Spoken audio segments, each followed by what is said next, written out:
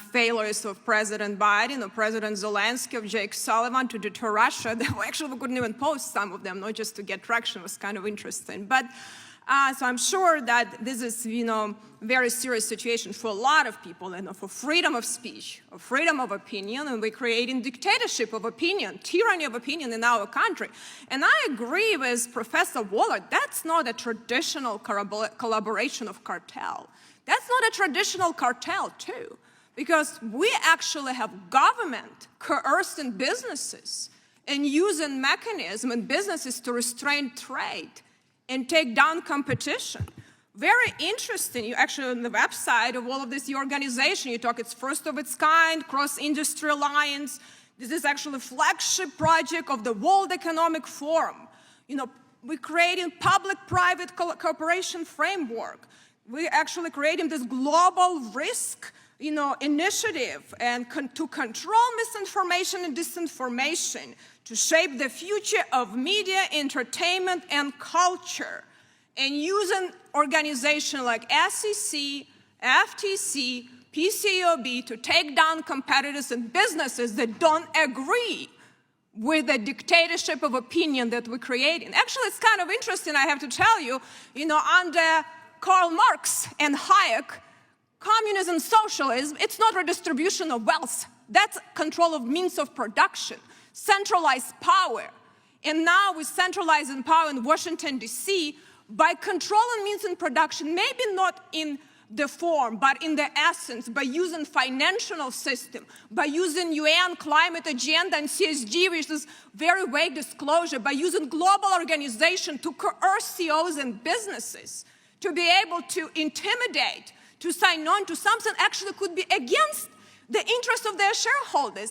This is very dangerous, what we have right now, creating the collusion of business and government.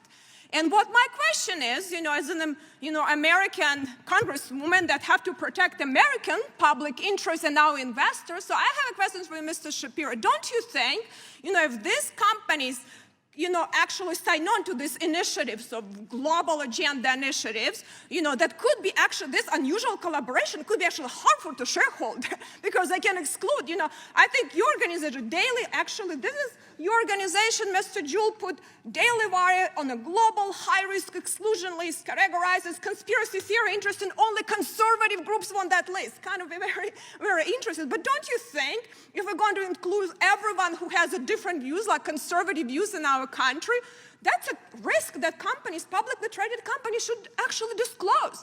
I think SEC need to tell them so American investors know, do they want to invest in all of these global initiatives and know that their pension funds are investing in these initiatives? Don't you think that is transparency that American public deserves, and actually protect them, because they might make your country, board go company bankrupt because they now also colluded to take down boards using some illegal tools, but very interested in passive investment to become an active shareholder and against interests of the company. This is a pretty organized, very clever organized cartel. I agree. It never existed before. This is a very dangerous cartel to actually intimidate Americans and go after our First Amendment rights and freedom of speech and using money to do that. So I have, a little bit that minute remaining. So I would like Mr. Shapiro to tell me, what are your thoughts? I mean, do you think American people deserve at least transparency so they know where the money are going?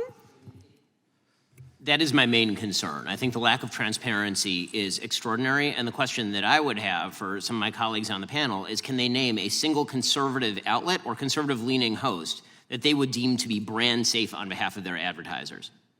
A single one, and if so, could they name them?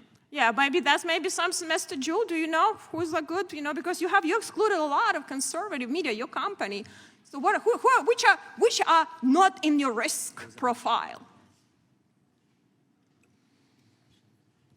There are 600,000 sites in that exclusion list, and the vast majority of those are made up of illegal content, IP infringement, and we work very hard to make sure that we understand who those are and how we protect our brands from infringing on that. Well, how, like, do you have, like, high level, you know, like, very, with a lot of traction, liberal groups on that list? Give me some examples, or just, because I only see conservative ones, so which ones, you know, MSNBC actually part of his interest in NBC, it's part of your cartel.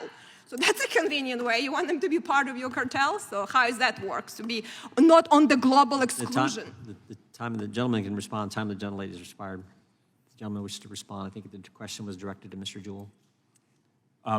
The exclusion list is public. We have access to it. There are sites on both sides of it that are represented. Time the gentlelady has expired. The gentlelady from Texas is recognized.